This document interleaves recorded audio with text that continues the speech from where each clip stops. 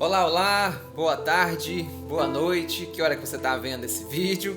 Vamos começar mais um dia da nossa leitura, hoje dia 12, chegamos ao 12º dia, Mateus capítulo 27 e 28, que você possa estar aproveitando esse momento. Nós estamos na última semana, nos últimos momentos antes de Jesus ir para a cruz. Hoje nós leremos então detalhes da crucificação e encerraremos o livro de Mateus com o relato da ressurreição de Cristo. E vamos comigo então, Mateus capítulo 27. Jerusalém, sexta-feira, 3 de abril de 33. Na manhã da sexta-feira, todos os dirigentes religiosos de Israel, reunidos no conselho, conhecido como o Sinédrio, chegaram a um consenso para fazer tudo o que pudessem para que Jesus viesse a ser morto. Jesus foi amarrado e transferido para outra cadeia controlada por Pôncio Pilatos, que ocupou a função de governador por determinação dos romanos entre os anos 26 e 36 da era cristã. Judas Iscariote soube que Jesus estava marcado para morrer pelas autoridades religiosas de Israel. Cheio de remorso, ele procurou os dirigentes do templo de Jerusalém, querendo devolver as 30 moedas de prata que tinha recebido para atrair Jesus. Ele disse: "Eu pequei gravemente, porque traí um inocente que por minha causa vai morrer." Os dirigentes responderam: "Não temos nada a ver com isso, o problema é seu, não nosso." Judas pegou suas moedas e as jogou no chão, depois retirou-se. Ele encontrou um lugar na cidade e se enforcou. Os sacerdotes recolheram as moedas e comentaram uns com os outros: "Não podemos aceitar essas moedas como sendo uma oferta consagrada, porque esse dinheiro foi o valor que pagamos por uma vida." Forte, hein? O dinheiro que pagamos por uma vida foi um salário mínimo de um trabalhador daquela época. Eles se reuniram e decidiram comprar um terreno onde havia uma olaria abandonada e abriram ali um cemitério para os estrangeiros que viviam em Israel. Esse cemitério ficou conhecido como o Campo de Sangue. Confirmando-se, portanto, as palavras proféticas de Jeremias e de Zacarias, os sacerdotes pegaram as 30 moedas de prata, a ninharia pela qual o traidor se vendera a alguns israelitas, compraram o terreno da olaria abandonada e construíram um cemitério. Ainda na manhã da sexta-feira, Jesus foi levado à sala onde Pôncio Pilatos despachava, diante de quem ficou em pé para ser interrogado. O governador perguntou: "Então, estou diante do rei dos judeus?" Jesus respondeu: "Eu não disse isso, tu o disseste." Pilatos concedeu a palavra aos seus acusadores, que eram os dirigentes religiosos de Israel. Jesus permaneceu em silêncio. Pilatos então perguntou a Jesus: "Então o que nos dizem diante das acusações que acabaram de fazer contra você?" Jesus continuou em silêncio, o que agradou a Pilatos, que não queria condená-lo. O governador fez um movimento nesse sentido. Ele sabia que era um costume local anistiar por escolha popular um prisioneiro por ocasião da festa da Páscoa. Pilatos planejava lançar mão desse recurso. Na mesma época, um criminoso muito conhecido se encontrara detido também sob custódia das autoridades romanas. Seu nome era Jesus, conhecido como Barrabás. Do lado de fora do palácio, onde o julgamento acontecia, muitos esperavam a hora de participar. Então Pilatos se dirigiu aos que aguardavam por sua decisão nos seguintes termos: "Temos 2 prisioneiros esperando a execução. Um deles será anistiado, Jesus, conhecido como Barrabás, ou Jesus, chamado de Cristo. A quem devo soltar?" O governador sabia que as autoridades religiosas de Israel encaminharam Jesus para ser julgado apenas porque estavam com inveja diante da crescente popularidade dele. A propósito, durante a audiência de julgamento, a esposa de Pilatos lhe enviou o seguinte recado: "Não faça nada contra este homem. Tive um pesadelo nessa noite por causa dele. Este homem é inocente." As autoridades religiosas, no entanto, continuavam agindo para persuadir a multidão a pedir a soltura de Barrabás e a morte de Jesus. O governador se dirigiu de novo aos presentes e voltou a perguntar: "A quem devo soltar? Qual dos 2?" Pilatos continuou: "O que querem que eu faça com Jesus, chamado de Cristo?" A resposta foi esta: "Ele deve ser crucificado." Pilatos fez outra pergunta: "E o que ele fez de errado?" E o povo gritava: "Queremos que ele seja crucificado." Quanto mais demorava, mais o tumulto aumentava. Ele por fim desistiu de livrar Jesus da morte. Pediu que trouxessem uma bacia com água e lavou as mãos em público e depois comentou: "Saibam que não tenho qualquer responsabilidade na condenação deste homem à morte. Vocês são os responsáveis." O povo respondeu em uníssono: "Deixa tudo por nossa conta. Nós e nossos filhos arcaremos com as consequências." E assim, a pedido da multidão, Pilatos mandou soltar Barrabás. Em seguida, determinou que Jesus passasse por uma sessão de espancamento e então fosse levado para o lugar da crucificação. Imediatamente após a sua condenação, Jesus foi levado para o quartel romano e entregue aos cuidados de uma guarnição de soldados, e ali ele foi torturado. Para humilhá-lo, tiraram toda a sua roupa e o vestiram apenas uma capa vermelha, a mesma cor da capa usada pelos soldados. Depois trançaram uma coroa feita com espinhos e a enfiaram à força na sua cabeça. Eles puseram ainda em sua mão uma vara para simular um cetro de rei.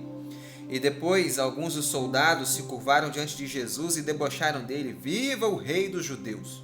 A tortura continuou. Eles cuspiram em Jesus e bateram várias vezes na sua cabeça com a vara. Não satisfeito com a sessão de deboche, os soldados romanos arrancaram a capa que tinham posto nele e o vestiram de novo com a roupa que tinham tirado dele. E depois de tudo isso, eles saíram do quartel em direção ao lugar da crucificação. No caminho, eles viram um africano chamado Simão, que era natural de Cirene, perto de onde se localizaria mais tarde a cidade de Shaat, na Líbia. Os soldados obrigaram o homem a carregar a barra superior da cruz de Jesus pelas ruas de Jerusalém até o Monte da Caveira, ou Gólgota em aramaico, e que ficava fora dos muros da cidade. Chegaram ao local perto do meio-dia e ali crucificaram Jesus. Com Jesus pregado na cruz, os soldados deram vinho misturado com fel. Jesus experimentou a bebida oferecida, mas ele a rejeitou. Depois tiraram as roupas de Jesus e as sortearam entre os soldados, e a partir daí sentaram-se e ficaram vigiando. Eles tinham afixado na cruz sobre a cabeça de Jesus uma tabuleta com os seguintes dizeres: "Aqui está Jesus, o Rei dos Judeus." 2 rebeldes foram crucificados com Jesus, um de cada lado. Quem passava por perto também debochava de Jesus. Alguns o reprovavam, balançando a cabeça. Outros gritavam: "Ei, você aí! Não é você que destrói o templo e o reconstrói em 3 dias? Se você é mesmo filho de Deus, saia daí agora, se for capaz." Os dirigentes religiosos tinham a mesma atitude. Um deles disse: "Ele salvou tantas pessoas, mas nada pode fazer por si mesmo." Outro prometeu debochando: "Se ele descer da cruz, crerei que ele é o Cristo, mas isso não vai acontecer." Outro debochou: "Rei de Israel, que piada." Outro acrescentou: "Ele dizia que confiava no Deus eterno, então se o Deus eterno amava, vem tirá-lo da cruz. Que adiantou ele dizer que é o Filho de Deus? Ele não é o Filho de Deus coisa nenhuma." Os rebeldes que estavam sendo crucificados naquele dia também insultavam Jesus. Perto do meio-dia da sexta-feira, tudo ficou completamente escuro por 3 horas.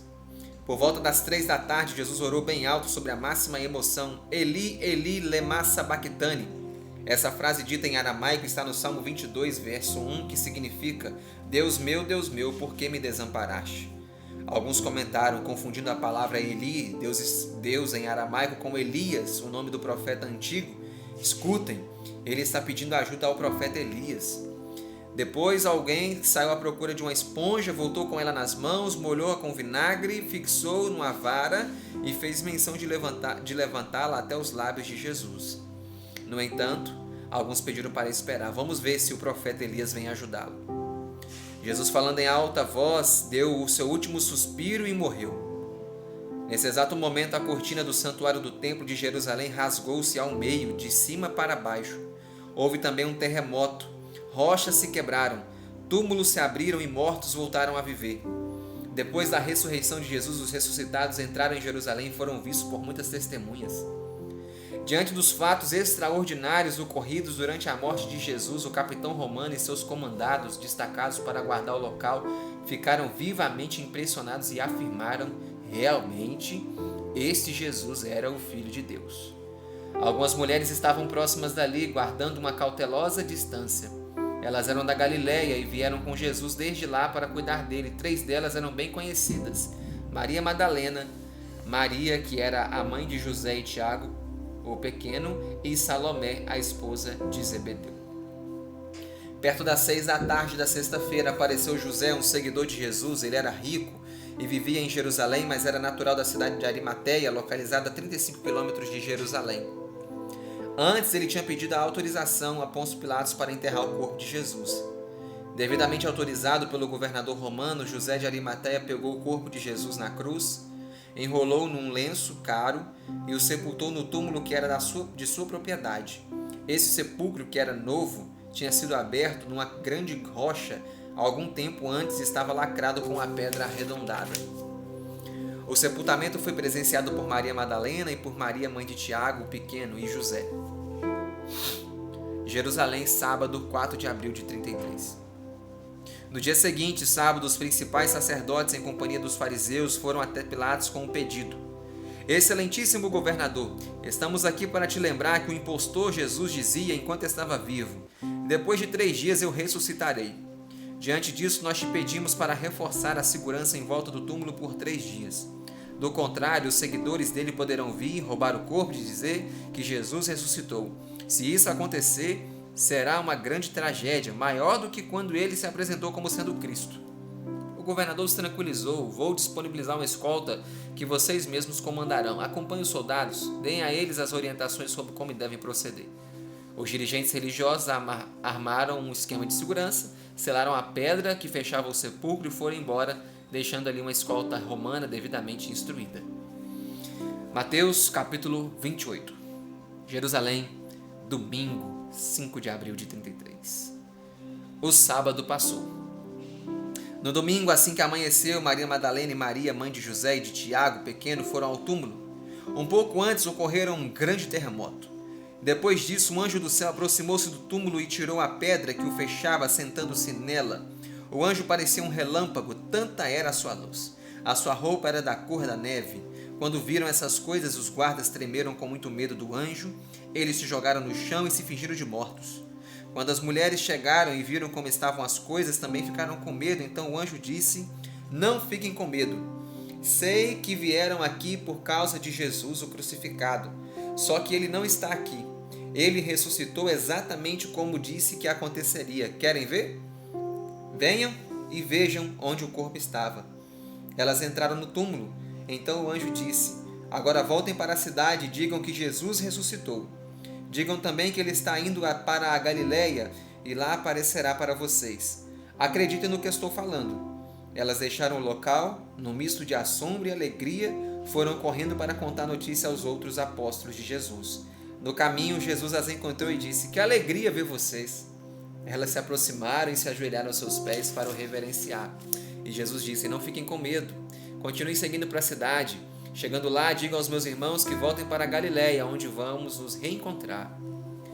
Os guardas também foram à cidade à procura dos principais sacerdotes e contaram tudo o que tinham visto. Os sacerdotes então convocaram o conselho, conhecido como Sinédrio, que decidiu corromper os soldados, oferecendo-lhes muito dinheiro. Em troca, os guardas deviam divulgar a seguinte notícia falsa: os seguidores de Jesus vieram na calada da noite enquanto dormíamos e furtaram o corpo. As autoridades religiosas disseram aos guardas: fiquem tranquilos, se o governador Pilatos ficar sabendo do que aconteceu, nós mesmos iremos a ele e isentaremos vocês de qualquer responsabilidade. Os soldados aceitaram o suborno e, como combinado, passaram a divulgar a versão falsa dos acontecimentos. Essa versão acabou predominando entre os judeus. Galileia, ano 33. Pouco depois, os 11 apóstolos partiram para a Galileia, região distante uns 150 quilômetros de Jerusalém. Foram direto para o monte que Jesus tinha determinado. Quando se encontraram com Jesus, eles os reverenciaram, embora alguns tenham duvidado. Jesus se aproximou ainda mais deles e lhes falou assim: vocês sabem que eu tenho autoridade completa sobre o universo. Então vão e façam seguidores em todos os países do mundo, batizando-os em nome do Pai Eterno, do Filho e do Espírito Santo. Ensinem a todos os meus seguidores a guardar os mandamentos que eu tenho ensinado. Eu quero que saibam que nessa missão nunca os deixarei sozinhos. Estarei com vocês todos os dias e para todo sempre. Amém. E assim nós terminamos o Evangelho de Mateus. Que história linda!